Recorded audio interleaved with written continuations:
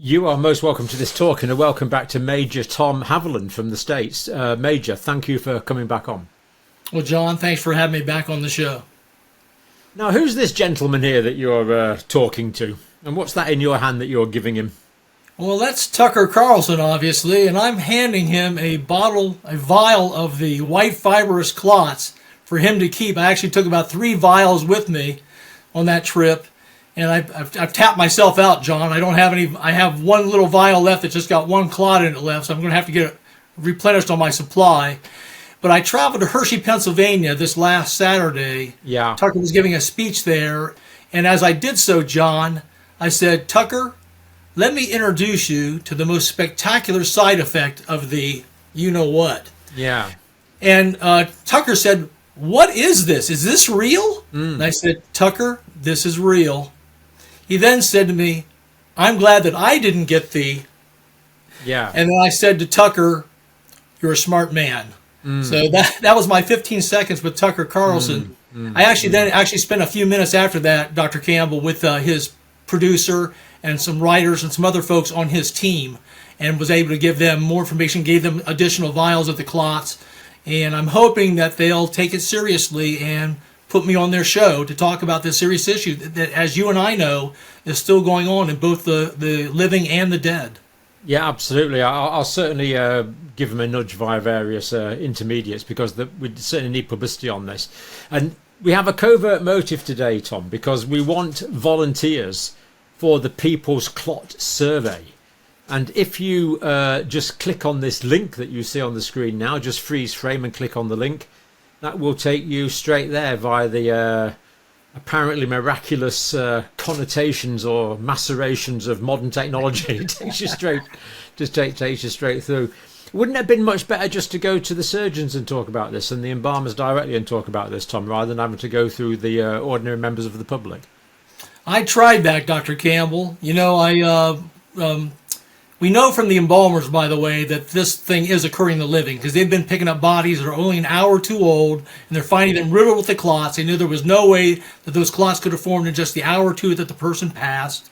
Also, Dr. Philip McMillan and I have both found our own whistleblowers that have said that they are people that work in cath labs, endovascular specialists, cardiologists, who say that they have been pulling these clots out of living people for the last 3 years. So what I did is I developed a vascular surgeon cath lab worker survey that I sent to the Societies for Vascular Surgery of the United States, Canada, UK, and Australia and New Zealand. Here in the United States, that organization is located in Rosemont, Illinois, and they have over 6,300 members. I imagine they're very keen to investigate a new pathology, Tom. Crickets, Dr. Campbell. None of those societies for vascular surgery, and I think they're violating their own code of ethics, their own mission statements, because in their mission statements they say they're supposed to do research on things affecting vascular surgery. Yeah. But this appears to be a completely new vascular pathology. Surely it's... I don't get... There's something I'm not getting here, and I know you struggle with the same incredulity. Yeah, it's very perplexing and very disappointing, frankly. So what I decided to do, Dr. Campbell, I was saying, well, if I can't get any good information from the doctor end, I'll go to the patient end. So I know people have been going into these cath labs and to get clots removed. And so I designed this People's Blood Clot Survey for anybody that's had any kind of clotting problem since January of 2020, because I wanted to capture the year that we had COVID, but no vaccines as yet as well. Anybody that's had, or knows that anybody that's had clotting problems since January of 2020 coming forward. So that's the data we're about to see. Yeah. And so scan the QR code in if you'd like to, if you've got some, sadly, if you know someone or you've had this yourself, personal tragedy for you, of course, but if you could scan this in and give us the information, give Major Haviland the information, that is really going to, well, hopefully just bring this out in the open, I think, Tom, is what we want to do, isn't it? Exactly. And we've actually been able to glean some good information already from the survey that was distributed. Yeah, special thanks to Clayton Morris and his wife Natalie and the folks at Redacted News. I went on their show about 3 weeks ago, and he put the QR code in his screen, and his reacted audience redacted audience responded beautifully. I've got about 148 responses, most of those over the Labor Day weekend, the first weekend here in September. And we're going to go through those now and see what the early results are. Of course, I'd like to get a lot more responses from your audience, so that'd be fantastic. Yeah, no, I'm looking forward to going through these, Tom. So, question 2. Sorry, what was question 1? Have I missed something? Question 1 was, no, you didn't miss it. It's not in the slide deck because it just asked what state are you from or what country are you from. Right. And out of the 148 responses, about 50 of them, about 1/3, actually came from outside the United States. Most of them from Canada, UK, or Australia, New Zealand. So the world is represented here, but 2/3 of the responses came from the USA. And we know that we are seeing these things all. We're getting anecdotal reports, at least from pretty well every country, really. I think. Well, and obviously, from John O'Looney and other embalmers you've actually spoken to in your own country, right? They've said they've seen them.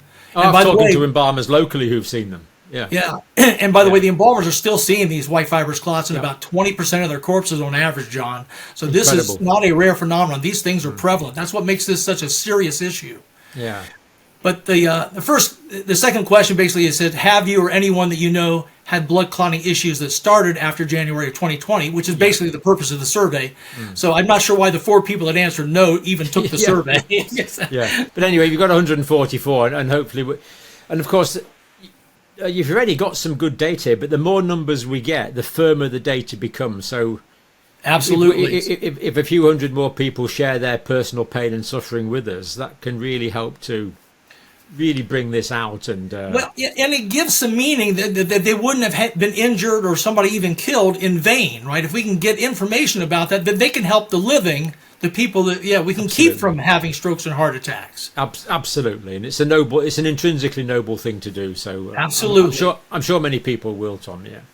Yeah. So this is the data we have to begin with. Right, question 3. Yeah, so this is the real first question of substance. What years, mark all that apply, have you or the person that you know have these blood clotting issues? Yeah. And what's surprising about this, John, is only 6 people said that they had the blood clotting issues in 2020, which, as you know, is a year that we had COVID, but no vaccines yet. Yeah. Interestingly, the bar started to get long starting in 2021 moving forward. And this is consistent with what the embalmers have been telling us, Tom, isn't it? That before 2020, they saw none of these white clots. 0. And very few of the embalmers actually saw the clots in the year 2020 itself. Most of them saw the clots exploding in 2021. Yeah. So they did see a few very small numbers in 2020. Yes. So that's matching up with this data. The numbers really took off in 2021, completely consistent with this data. So that's sort of 2 angles that are showing consistency already so far, just from people that you and me have talked to. Correct. And if you go to the next slide, you'll see this is confirmed. We ask in question 4, did the person with the clots take the COVID-19 vaccine? Yeah. As you can see, there only 7 people said no, but 136 people that responded said yes, the person with the clots took the COVID-19 vaccine. So to me, this slide kind of speaks for itself. We have to say, like we did last time, John, that correlation is not necessarily causation. But I'll say again, boy, I'm seeing an awful lot of correlation going on here. Yep, we do see a lot of correlation these days. And the 7 that hadn't been vaccinated, that's not entirely inconsistent with this slide where that slide where we know there's a small number from COVID itself, potentially. That's correct. These 7 could have had COVID. Absolutely. Absolutely. And again, the ratios there, 136 vaccinated to 7 who probably had COVID anyway, is about what we're seeing, that kind of ratio. So rare in COVID, but common post-vaccine is what we're seeing. Correct. Question 5. We asked what years, mark all that apply, did the person with the clots take the COVID-19 vaccine? And we had an entry for December of 2020 here in the U.S. We started rolling out the vaccine in just the last month. The very end of 2020. Yeah. But as you can see, they're the longest bars, 2021. That's when most Americans took their shots, and then they started to taper off from there. This matches very closely the CDC's data. They said that 80% of American adults over the age of 18 took at least the first 2 jabs back in 2021. About only 20% of American adults over the age of 18 took the BA4, BA5 bivalent Omicron booster in the fall of 2022.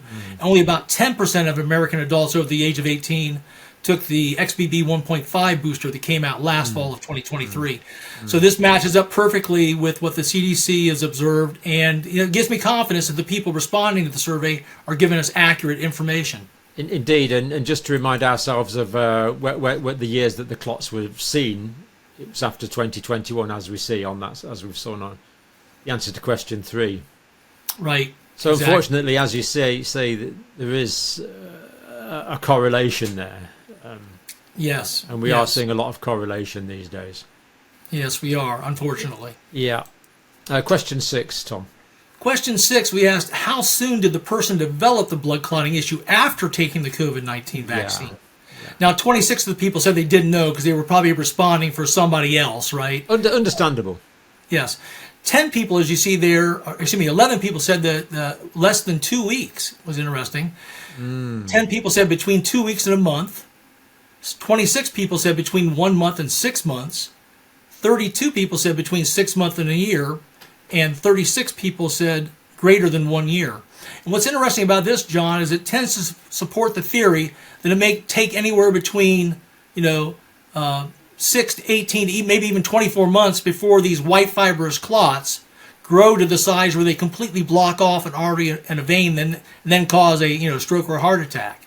So the data here supports what the embalmers are seeing in terms of still seeing a high percentage of clots in corpses, 3 years past 2021.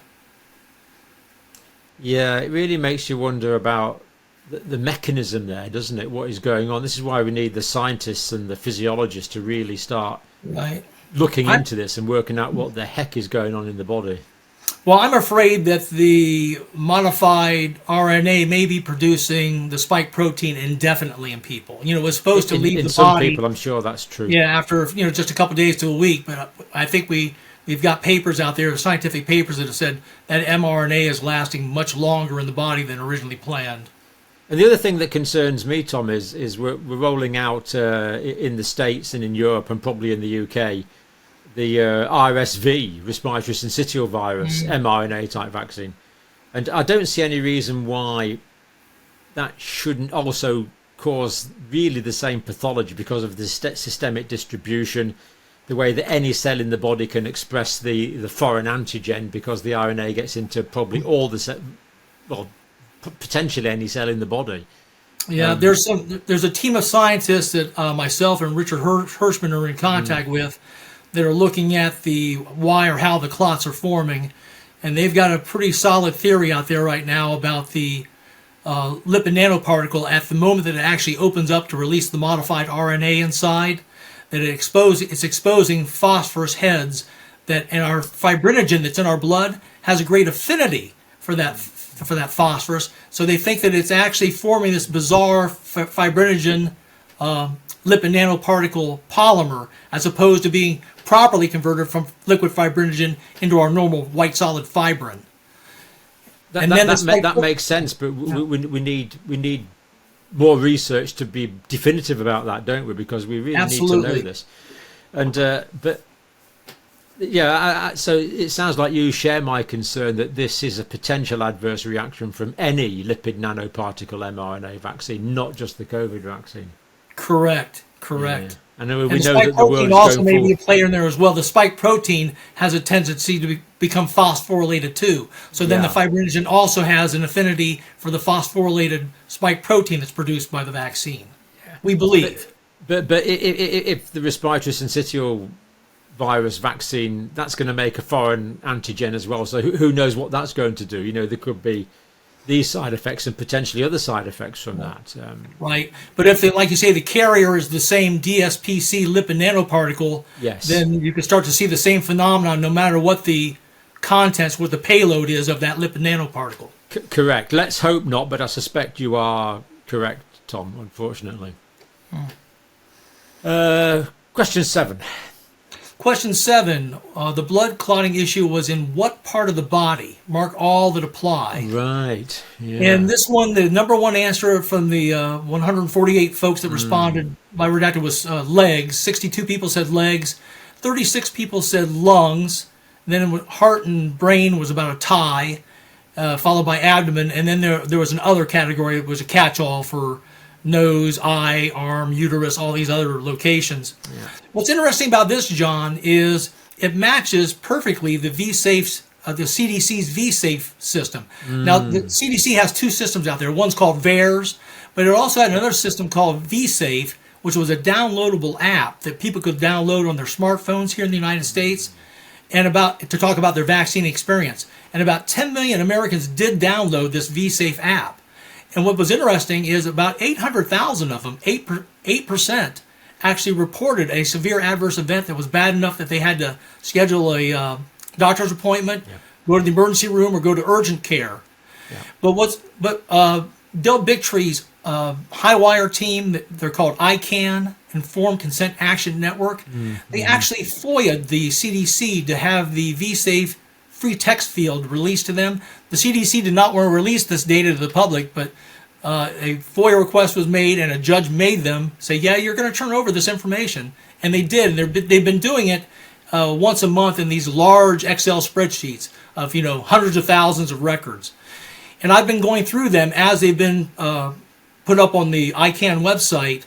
And what's interesting is when I do a search on the term blood clot in that Excel spreadsheet, then I mark down what different areas of where the blood clotting occurred in the person's entry. Sure enough, legs was number 1, lungs was number 2, and brain and heart and those others followed along. So again, this gives me confidence that the people answering the survey are doing it accurately because it perfectly matches the CDC's observations in their own V-Safe database. Yeah, and the V-Safe is much better because it's going directly to the people, whereas the vaccine adverse events reporting system is I think it's a bit like our yellow card system here. It's more complicated. People might not know it exists. Doctors don't get round to it. Patients don't get round to it. But if someone's got it on an app, then the data's likely to be given, more likely to be given. And this also matches what the two whistleblowers that both myself and Dr. McMillan have been talking to. They say primarily they're seeing a lot of DVTs, deep vein thrombosis, in the legs, with the white fibrous clots in them, and then a lot of pulmonary embolisms and saddle PEs up in the lung area. So again, confirmation that this data is accurate. Certainly quite a lot of consistency there, isn't there? Yes, there is. Yeah. Question 8. Question 8, how was the blood clotting issue resolved? Well, the good news here is that 16 people said that it went away on its own. That's good. Another 31 said that they were able to get the clot dissolved by using clot-busting drugs like heparin. But unfortunately, there were 40 heparin's people... an anticoagulant. It won't actually dissolve any clots, but yes. Okay. It would be standard treatment, yes. Yeah, and TPA as well, I believe. Right? Yeah, that would actually dissolve the clots. That's the thrombolytic agent, yep. But unfortunately, 40 of the people said that they haven't resolved the issue yet. They still have the clot. So that's not good. Yeah. And of course, a lot of people that, tragically, the embalmers are seeing weren't diagnosed. It's the embalmer that's actually making the diagnosis. Right. That's where you see your bottom of the bar there. 28 people actually died before they could get the clot removed, right? Yeah. The bar right above that, 32, people said that the clot was removed physically or surgically. And I suspect that most of those were probably the white clot variety. Because you got to go in and get those physically with the catheters that either lasso them out, or they scrape them out, or they suck them out. Because you just can't get those things. But the clot-busting drugs don't seem to be doing anything at all. No. I mean, the clot-busting drugs are specific to break down blood clots of red blood cells. And we know that these white clots are made up of different fibrin and various abnormal proteins. Correct. It's strange polymer, we believe, as opposed to the typical grape jelly clots that usually dissolve fairly easily in your hands. Yes, they do. Yeah, and are susceptible to thrombolytic agents. Yeah. Right. Yep. Question 9, Tom. Question 9. If the person's clot was physically removed by a doctor, would you be willing to share that doctor's name? Well, 91 didn't know.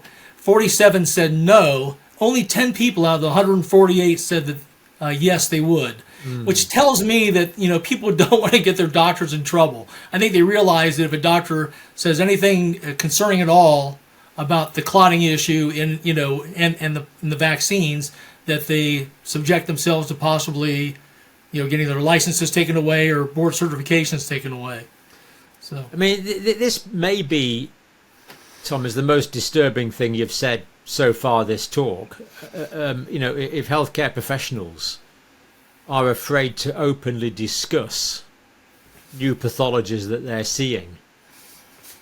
I mean, this is unprecedented in the history of medicine as far as I'm aware. As soon as a new pathology comes along, normally there's a scramble. Who's going to be the first to publish it?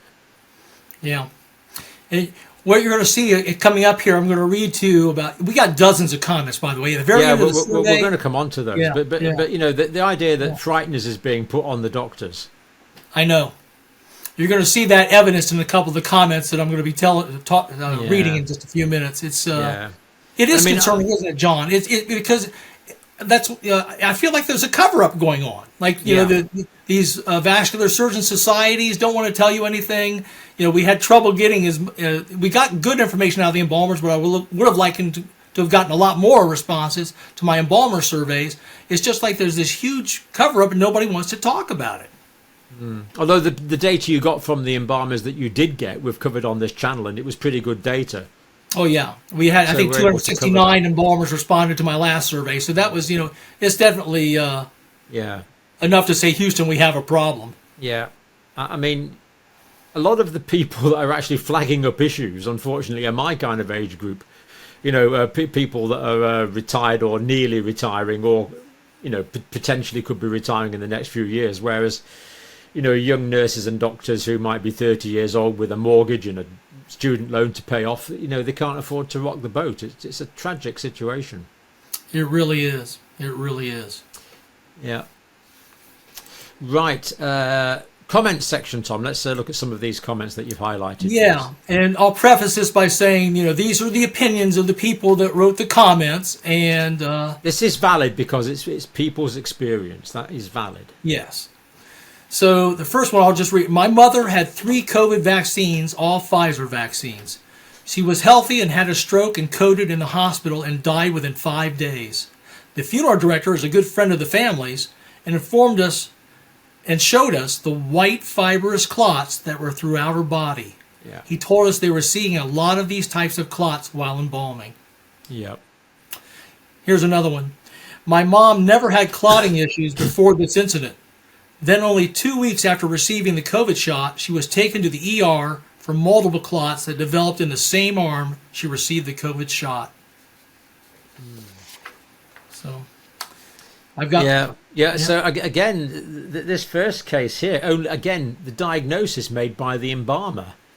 I mean, diagnoses are supposed to be made by doctors and pathologists. Yeah, but as we talked about last time, Dr. Campbell, I don't think that they're doing a good job of looking through the vascular system, right?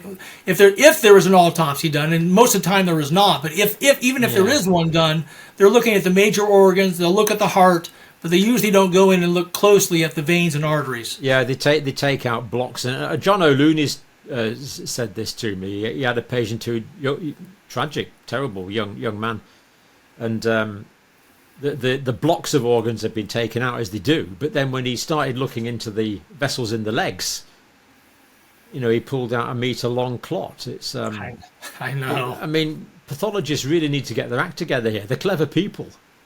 Exactly. How can they be making such simple mistakes as not looking in the legs? It really is.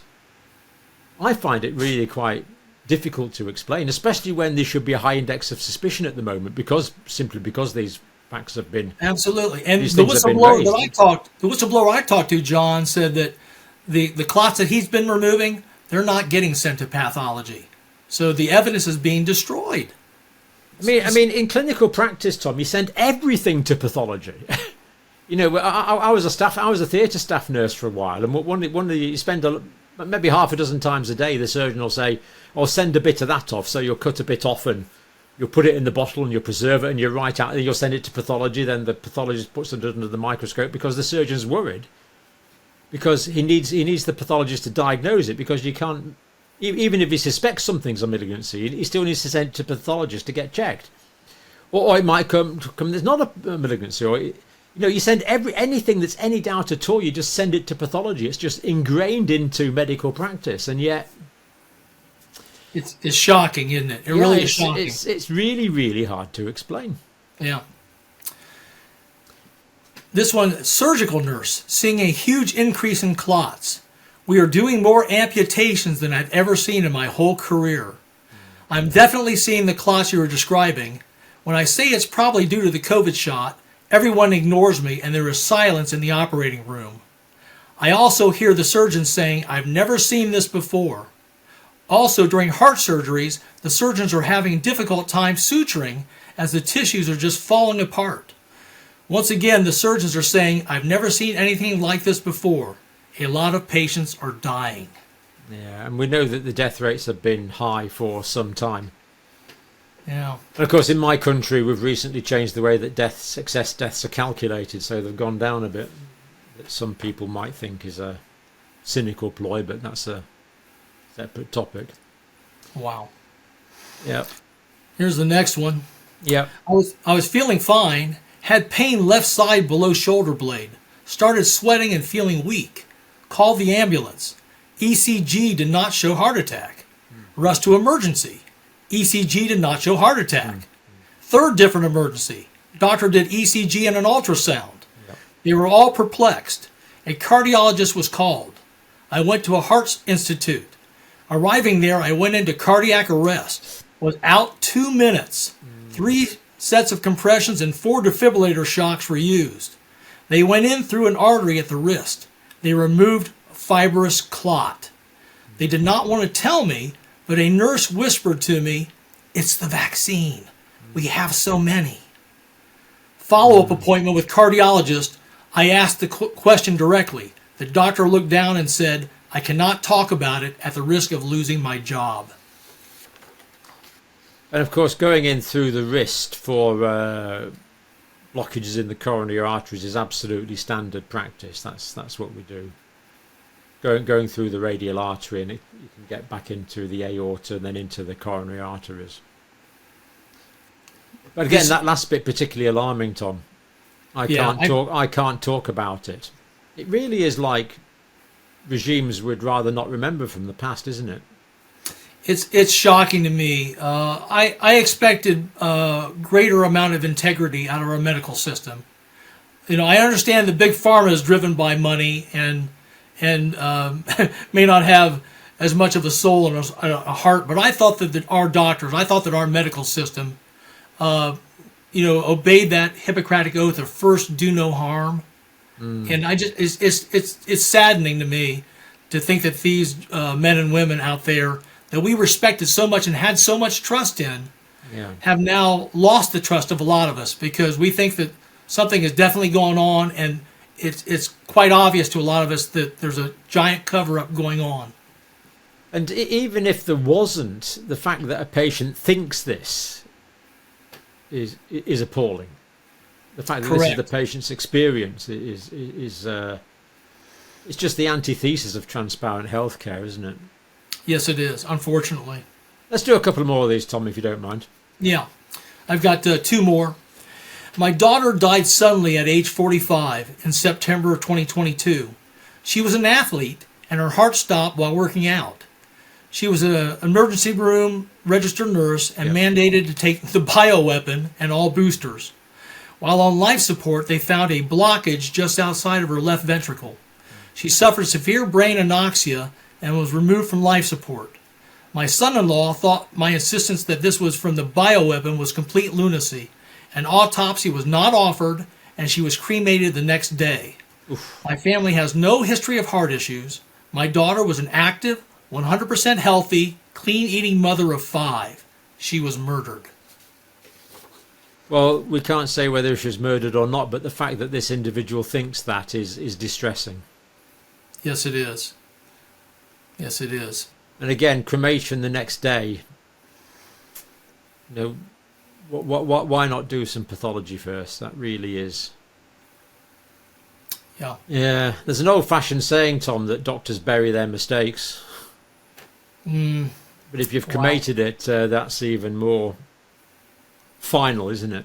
Yes, it is. And as you can see there in that case, it appeared that the husband of the woman who passed, the son-in-law, or the son, was somewhat in denial himself, and maybe just wanted, you know. So. Well, it's because it's just about impossible to believe, isn't it? How could this possibly be? It is until you've done the research like we've had, and you've dug into it. I've dug into it. The embalmers like Richard Hirschman and John O'Looney have dug into this. We know what's happening. We know. We just need, in a sense, we suspect what's happened, but we need to know what's happened through really hard data of thousands of people in different countries, and the research simply isn't being done, which is why it's so great that people like you are taking this on as a. Well, it's sad. Independent It's sad that a retired Air Force major has to do the job of the FDA, CDC, the NHS, the MHRA in your country. It's why? Slightly more than sad, Tom, but yes, I agree. It is sad, yes. Those three-letter organizations, they should be looking, right? They should be doing the surveys. And Absolutely. And the Vascular Society should be doing the survey, and the British Institute of Embalmers should be doing the surveys. Absolutely. They should be doing this.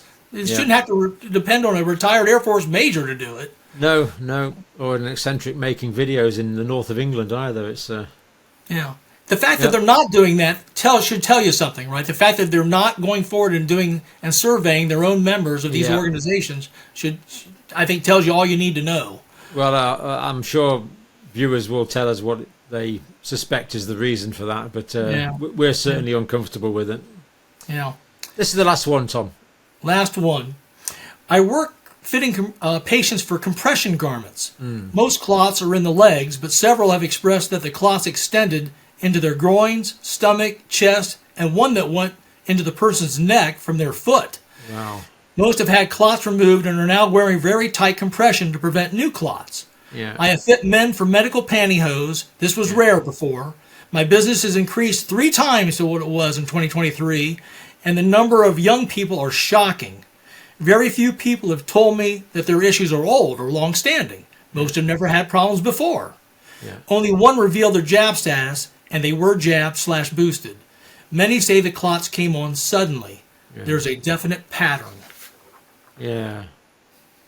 And of course, compression hosiery is standard treatment for poor circulation and swelling in the lower limbs. Yeah, but the fact that he's fitting younger people, that's disturbing, right? And well, if you've got a blockage in the veins, then you're going to get swelling in the limb below that blockage, or partial blockage. It generates a condition called chronic venous hypertension, where because there's a partial blockage of the veins working inefficiently, the blood behind dams back to a higher pressure, and the fluid comes out of the capillaries, and you get the swelling, which would necessitate these compression garments. Prior to 2019, John, what age typically do people prior to 2019 start having trouble like that with blood flow in their legs? Well, occasionally you get a few young people who've got damage to the lymphatics, but typically they're pretty rare. And it's lymphatic edema. But typically, the people that get these chronic venous hypertension problems have had deep venous thrombosis, have had blood clots in the past, or they've developed varicose veins, which can be genetic, but again, it's more in older people. So if people have had deep venous thrombosis, they can get it at any age, but of course that condition is normally in the older age group. So most of the people that get compression hosiery are in the older age groups, nearly all in 60s, 70s, 80s kind of age group. So a few younger people, but skewed very, very heavily into the older age groups, which is not what's being reported now. Correct. Wow, it's just, wow.